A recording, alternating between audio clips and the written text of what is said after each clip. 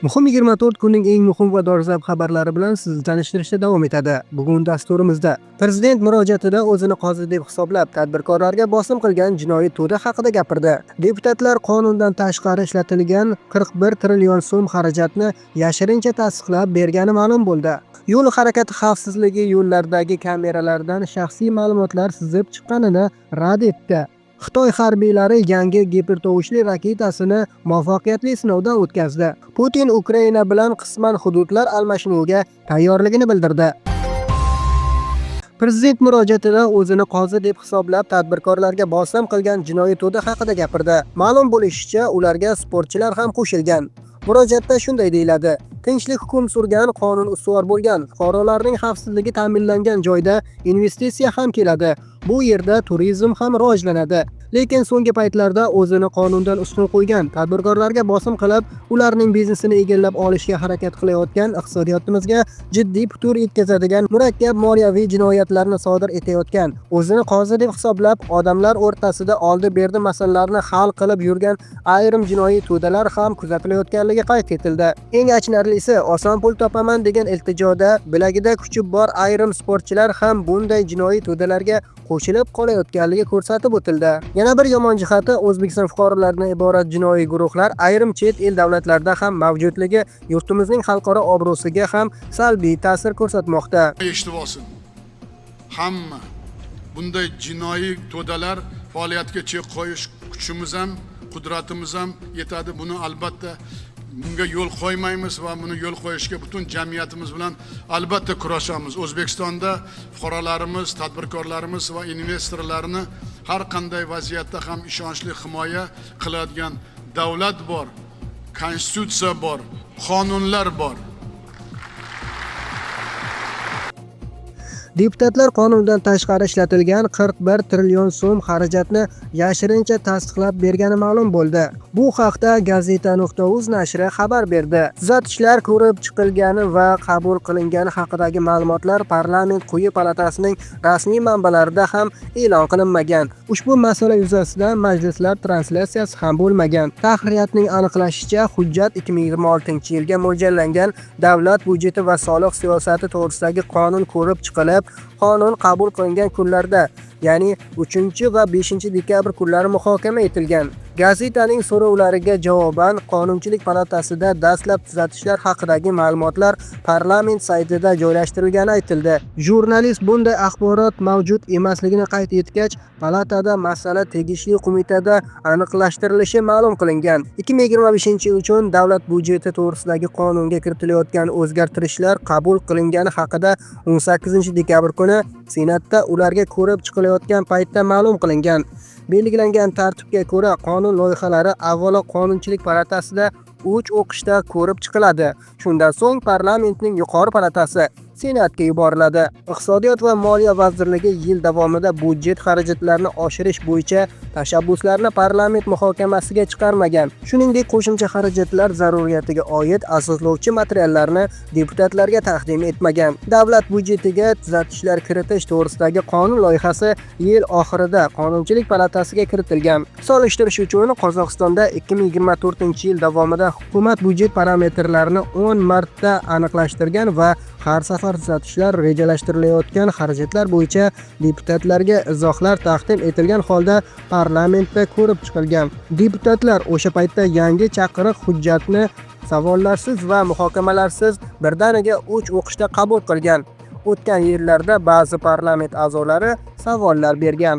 2025-yil may oyida deputatlar ichki ishlar organlari va Milliy gvardiya xodimlariga bo'ysunmaslik uchun belgilangan eng kam jarimani 5 barobar oshirish bilan bog'liq tuzatishlarni ham translyatsiyasiz ma'qulladi. Quyi palataning YouTube sahifasidagi ayrim translyatsiyalar keyinchalik o'chirib tashlangan. Davlat organlari va tashkilotlarining 2025-yilgi xarajatlari qonunda ko'rsatiladigan qariyb 41 trillion so'mga yoki 14,5% ga oshib ketgan. Bu xarajatlarni post factum qonunga kiritib qo'yish yuzasidan Qonunchilik palatasining yig'ilishi jonli efirsiz o'tgani ma'lum bo'ldi.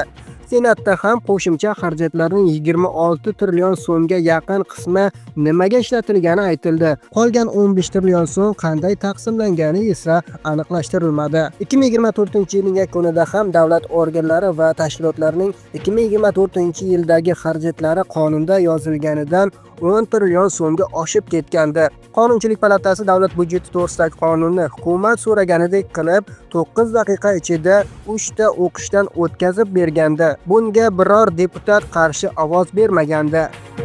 Yo'l harakati xavfsizligi xizmati yo'llardagi kameralardan shaxsiy ma'lumotlar sizib chiqqanini rad etdi.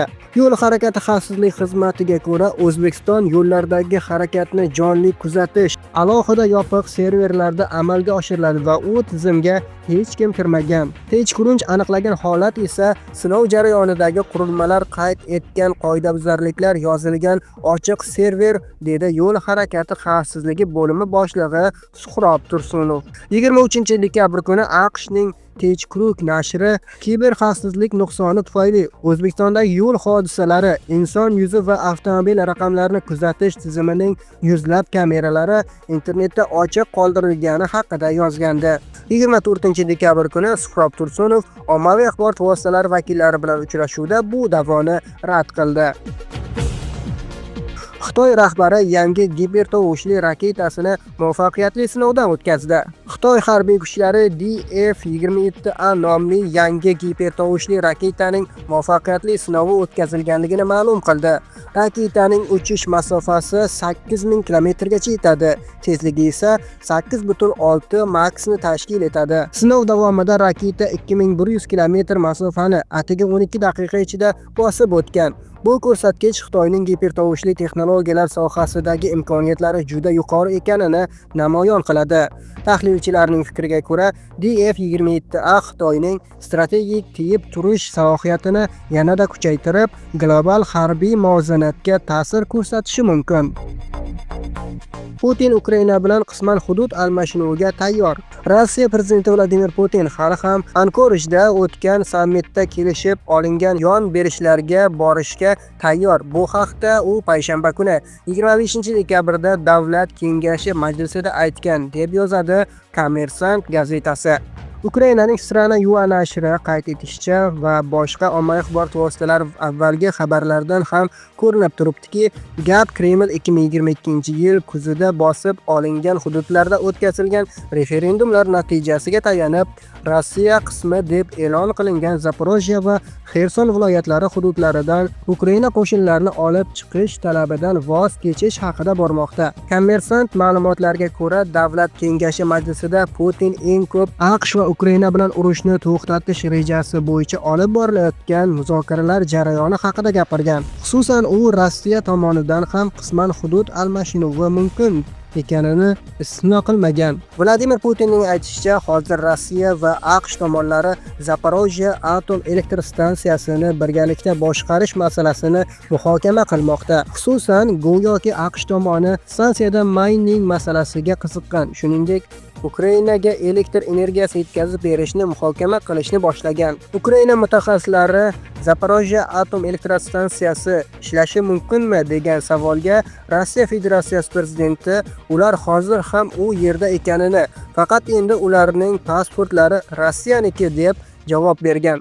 Shuningdek, u Yevropa yetakchilari bilan muzokaralardan keyin AQSh tomoni o'zining ayrim takliflaridan chetga chiqqanini aytgan va buni zaiflik alomati deb atagan. 26-dekabr ertalab Ukraina prezidenti Volodimir Zelenskiy tez orada AQSh rahbari Donald Tramp bilan uchrashishini bildirdi. Bu kunni ham boy bermayapmiz. Eng yuqori darajada prezident Tramp bilan yaqin vaqtda uchrashuv haqida kelishib oldik.